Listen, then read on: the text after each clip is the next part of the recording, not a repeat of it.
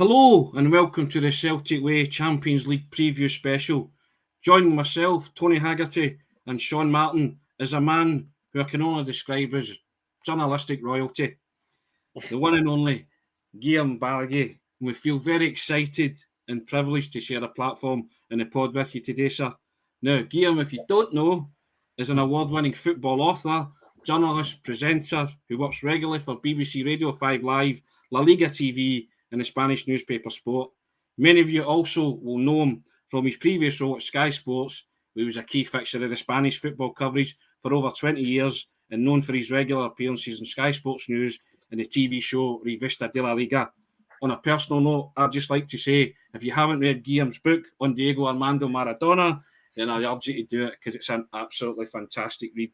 Now, this guy's got over 1 million Twitter followers, but today Guillem is here to talk to me and Sean about Tuesday night's glamour Champions League clash between Celtic and Real Madrid. So Sean and myself, give it up for Guillem. Guillem, what a presentation, Tony. Hey, welcome to the show. Thank you very much. I think I'll come back. Every time I feel down, I'll just be on your pod. You come back, you get an introduction like that every time. Now, Celtic Real Madrid Tuesday night, Guillem. For those of a certain vintage, they'll know that Celtic won in 1967 and Alfredo Di Stefano's testimonial 1-0, and then the 1980 European Cup quarter-final. First leg, they won 2-0 but lost 3-0 over in the Santiago Bernabeu.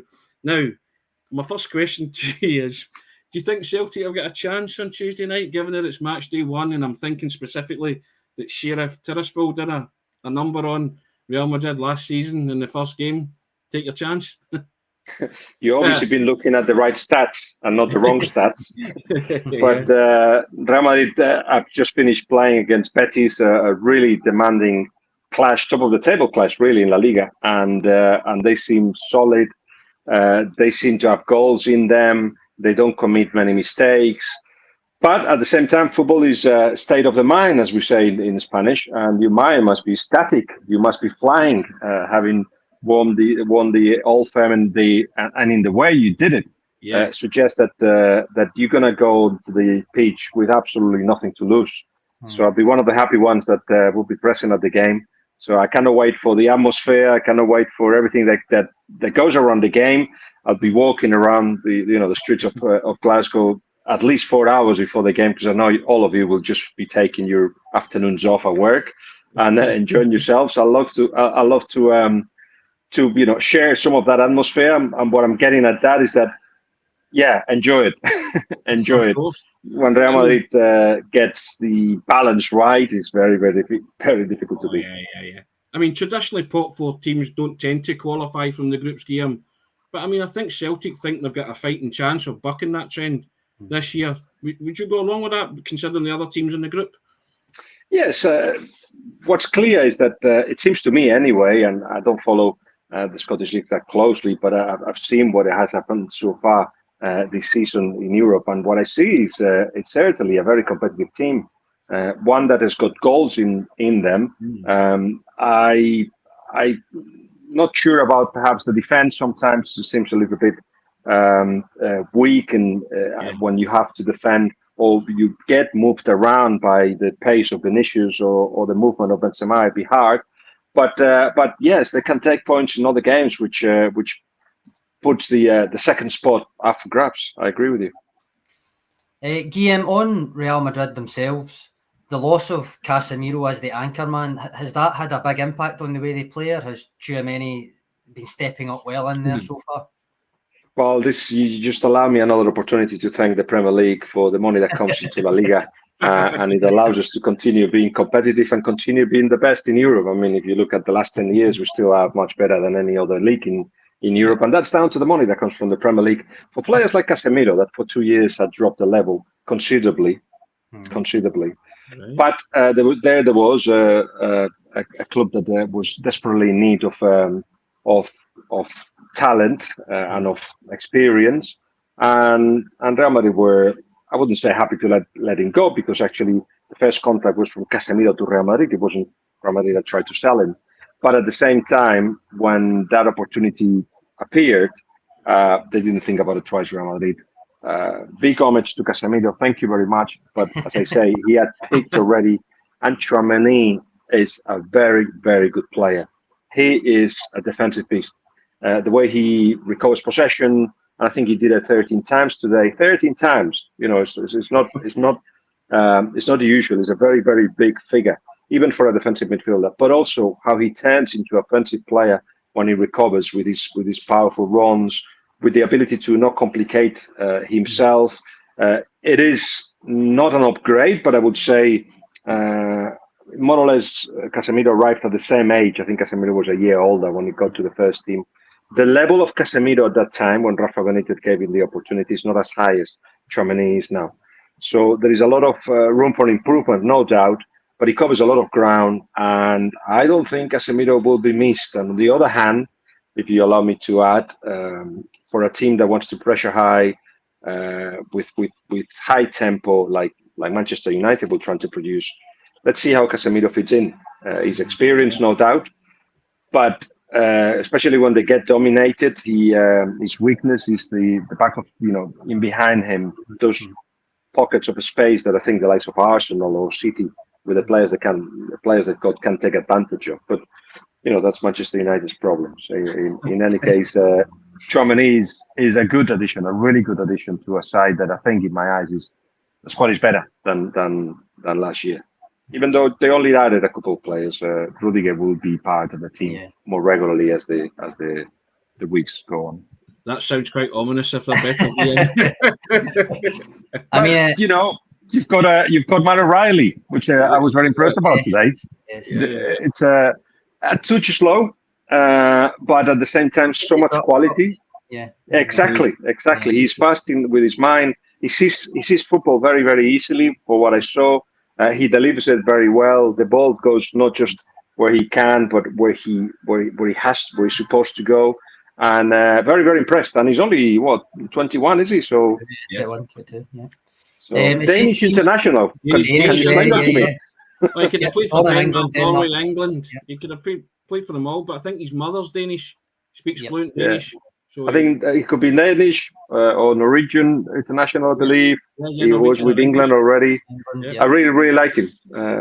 And Haddad as well. Those two in midfield have got a lot of quality and dynamism and the ability to keep the ball, which is what hurts Real Madrid when teams trying to keep the ball. At the same time, if you don't do it well enough, they get the ball off you and then they kill you in the counter. So, difficult to know how to stop Real Madrid. Generally, the way that it has been done in Spain is with pressure high and try to stop their building from the back. Liverpool did it in the Champions League final. PSG did it. Chelsea did it, and generally in those games they were superior to Real Madrid most of the game. The style is the same. Real Madrid will try to, for the first hour, play. How does Ancelotti call it? I don't know, classical music or something. I don't know how he calls it. But then he puts rock and roll in the last half an hour with Camavinga, with Ceballos, with Valverde. If he hasn't started, he should start. So that's the plan. You've got the plan. You know the plan. We know the plan. See if you can stop it. Yeah, we'll pass it on. Now, it seems to go without saying, obviously, but Real are more than Karim Benzema, aren't they? I mean, the other star names are well known, but you mentioned one there, and that was actually who I was wanting to highlight, and it was Fede Valverde, because I think he brings a different element to things when he's played higher up, doesn't he? He's insatiable, really. Yeah, Benzema, best player in the world. Vinicius, best young player in the world, alongside perhaps Pedri and Haaland, if you put more or less in that right age group. Mbappe, that's it. They are guys that win games.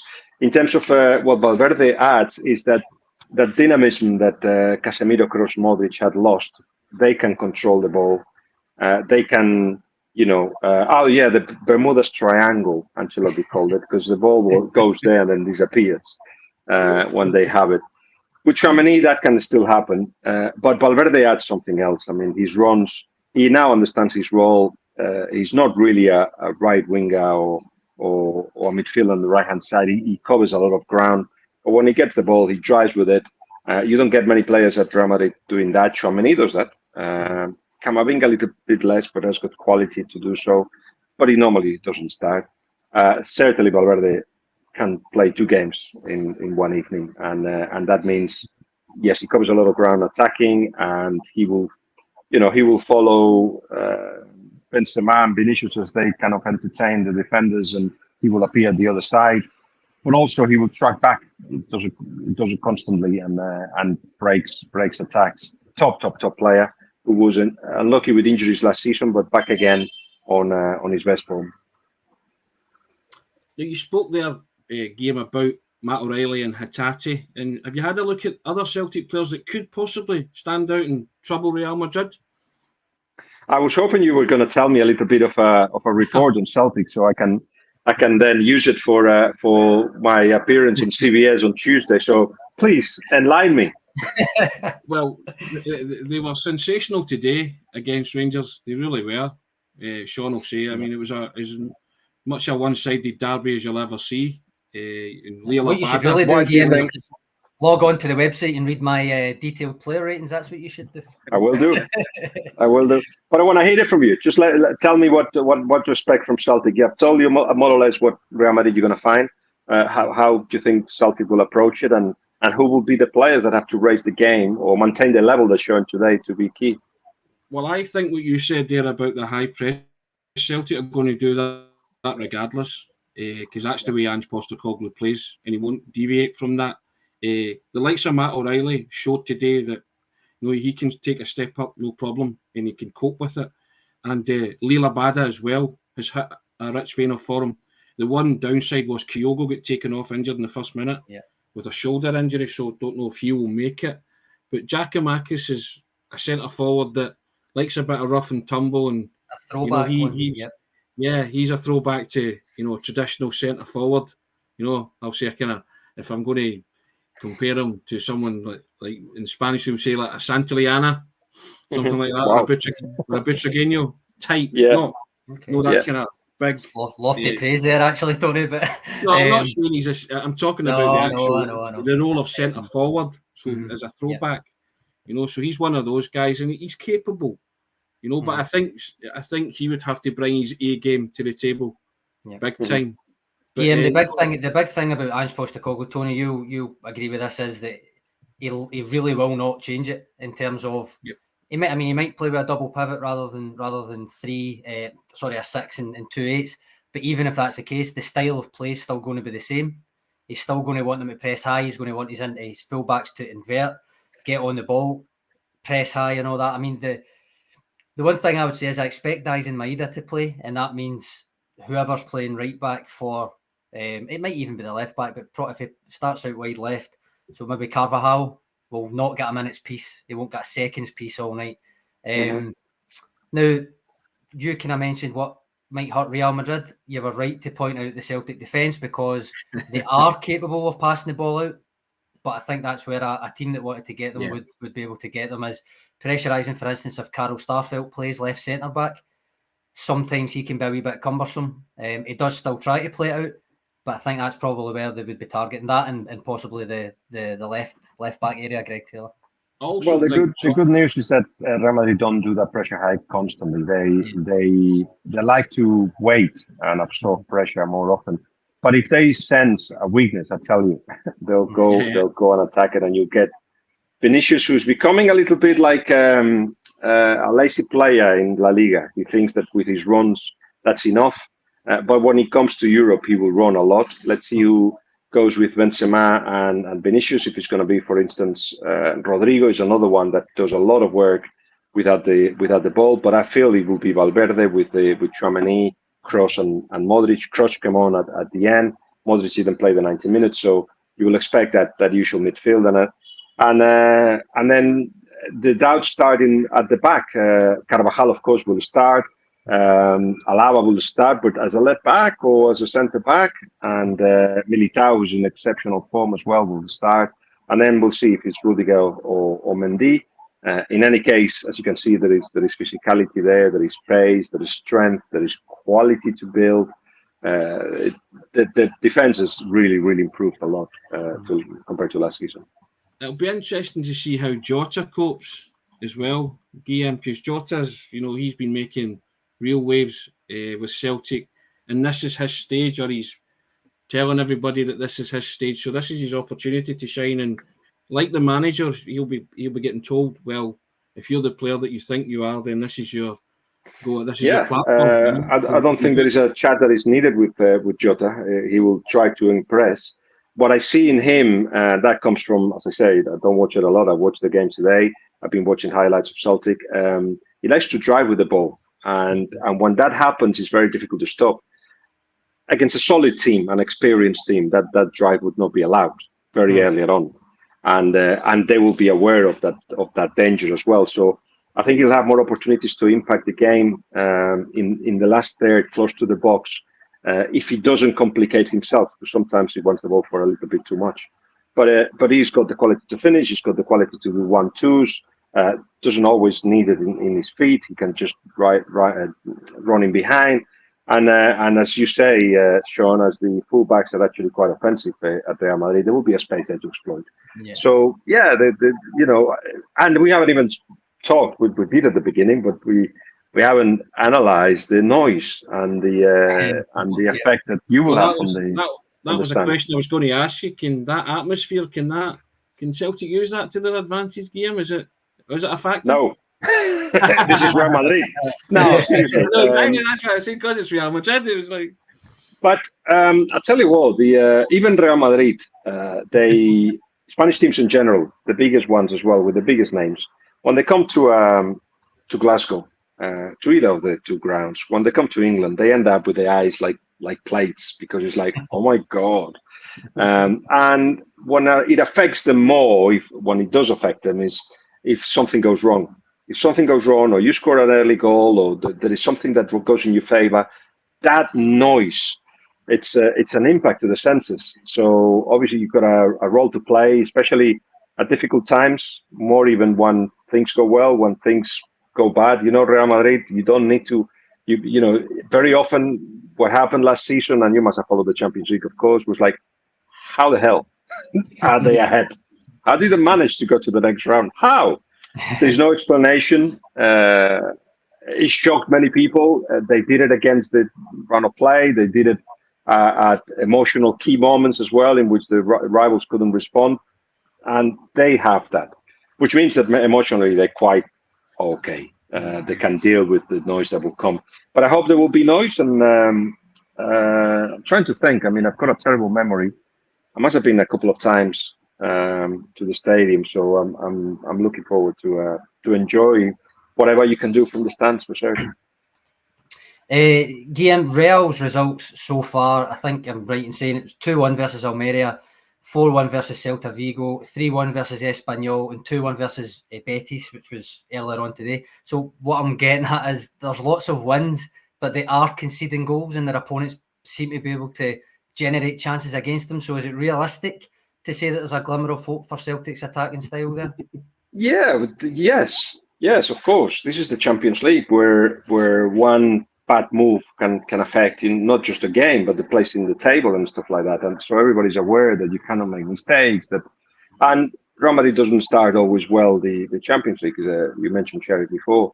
It's an opportunity, yes, to this Real Madrid that's still not perfect. And yes, the results show that they fine. But against Espanyol, the goals came right at the end. When Espanyol was playing with 1-1, really good football. So minute 86, still 1-1. Almeria had a really good go as well, and eventually Real Madrid won. But nobody would have been surprised if there was a draw. It's just that they're well. So at the end, they're on the app. They don't give up. They just simply believe that things could happen. For them, it's not about, unlike, say, Barcelona, for instance, it's not about we need to play well to get the results. Good performances bring the results. No, they just don't need the performance. They could be conceding chances, and then they just go boom, boom, and then you lost the game. Today was a bit the same. Betis put a really good, really offensive team on the pitch. The best chances were Real Madrid's today, but Betis had their own as well, and it was just at the end that you thought, okay, Real Madrid's taking it away. So I think be solid for most of the game, and then at the end something may happen. I mean, I look at Celtic's style of attacking play, Guillem, and they will go all out attack Celtic because the manager doesn't have them playing any other way. My concern is, would that play into Real's hands? Would they pick them off? Because they can do that, and as you say, at any given time, they can just flick a switch like they did against Manchester City when they weren't in the game in the semi-final, and all of a sudden, bang, bang, and Manchester City were left. How did we get put out of the Champions League? With City, with Chelsea, with PSG was the same case with all of them. I mean, don't forget,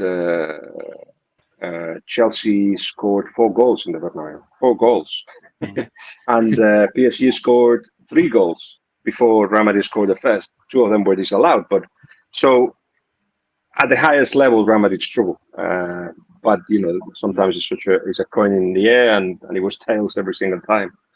But yeah, I think there's something very important in playing Real Madrid when you as a manager want to put that kind of style in place, which is that don't change it against Real Madrid. Go and do it. Because if you actually tell them, you know what we've been preparing, you know the way we work in all the time and the way we train and the kind of teams that we do, the kind of players and team that we put out there, that's fine any other day but today. And you may lose the players a little bit because it's like, right, so he's got doubts or he doesn't trust us or this is not the way then. No, it has to be, boom. Celtic in a way have got absolutely nothing to lose. So I really hope that they go for it because also it will be an homage not only to the style that they work in towards, but an homage to the fans. That's what you want, isn't it? That's what you want them to do. So I hope they do it and it will give us an entertaining evening. Tony, that what Guillem just said there is very, very, very similar to what Ange Postecoglou says last season when specifically the Bayer Leverkusen 4-0 defeat, because it was on the face of it a 4-0 defeat, but he goes back to that game and trusts that his players believed in him at that point because they still kept trying to play the way that he'd asked them to play, despite the fact that it was going wrong that night in terms of conceding goals. So what you say, it's very similar to what we hear him say on not a weekly basis, but it's not far off it, Tony, is it? He says it all the time that he's hardly going to turn around and tell them week in, week out, this is the way to play, and then they draw a big team and suddenly, no, don't do that, stand on your 18-yard lines. It's just not going to happen. So it's not filling me with confidence, Tony, but it's interesting. It's an intriguing tussle, I would say. And that kind of brings me to a point that you made there, Guillem, that as a bona fide football fan, do you think that Ange's philosophy and his style of football that he's brought to Celtic, do you think that's a good thing? Because he is trying to reawaken a kind of, I mean, Celtic are a former European giant, maybe not recently, but in years gone past, you spoke about that's what the fans demand, and they have been a former European champion. So it's what the fans want, and that's what they're seeing.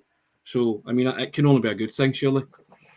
You're not going to win the Champions League. I can tell you that now. You're not going to win it. So have fun. Have fun. Far too often we forget that how we started playing football. How did we start playing football? Just with the idea of having a ball and kicking it around, kicking it with your friends, have fun. The more goals, the better. The games that we remember are those in which we score a hat-trick. And those things have to somehow often gets abandoned in favor of robotic movements and physicality and a lot of other things. But when you've got a manager like you do that goes like, let's go. Do you know that the worst that can happen? The worst that can happen on the game, that you lose it. Mm-hmm. And if you actually go home and think, oh, that was fun, and gives you something to talk about, makes you look forward to the next game. He obviously has chosen players that can fit that style. So then if you continue with that style, they will grow. So you'll enjoy the growth as well. And you come from winning the league, your favorites possibly to win it again. So that's the kind of thing that if it's done as well in a way that entertains you, there's nothing rival in that. Yeah. I'm liking Guillem here. I'm getting confident by the minute as well. Celtic are playing the European Cup holders on Tuesday, and I'm thinking, yeah, we can do something here. We can do. I hope we can do something here. Means we can go out and try and play without fear. That's all you can ask of your players to do. And then, who knows?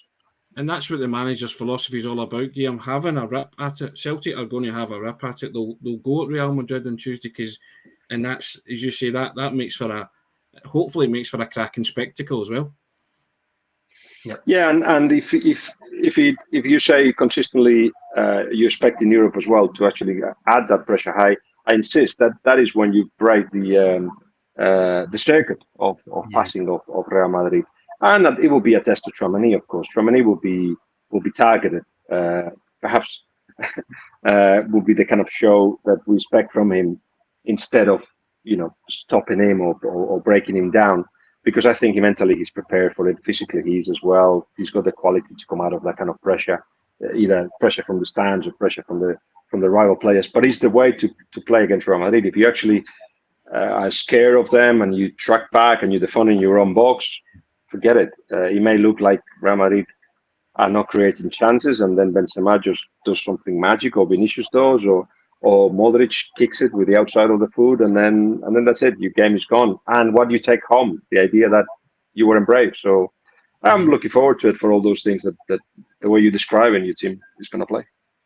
I was optimistic there till you started mentioning Benzema and Vinicius and Valverde and all these kind of guys. Have you reality checked there, Tony? Yeah, reality kicked in there. I was forgetting actually. I was thinking we're just playing Los Blancos, yeah, fine. But once you start name checking the players, you kind of shake your head with Modric and guys like that. Guillem, I hope you have a wonderful time in Glasgow.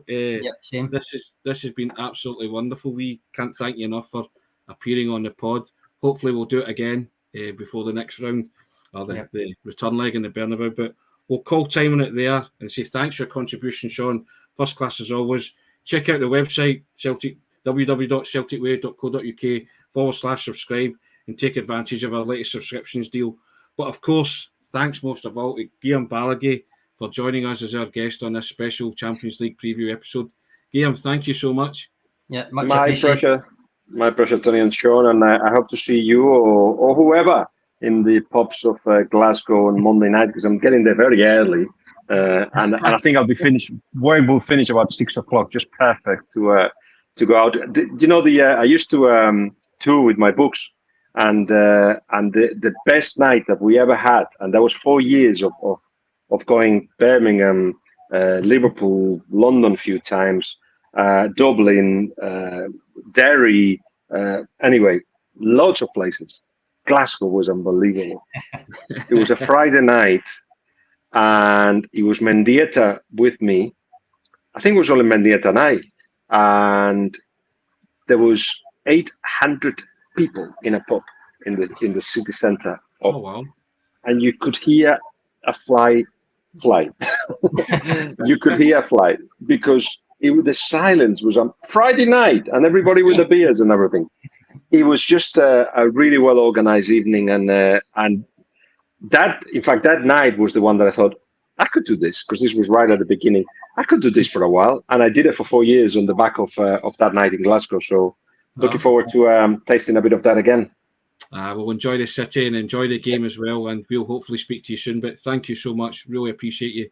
Much appreciated, Guillem. Sharing your time and coming on the pod. Thank you so much. Okay, cheers. Bye. Take care.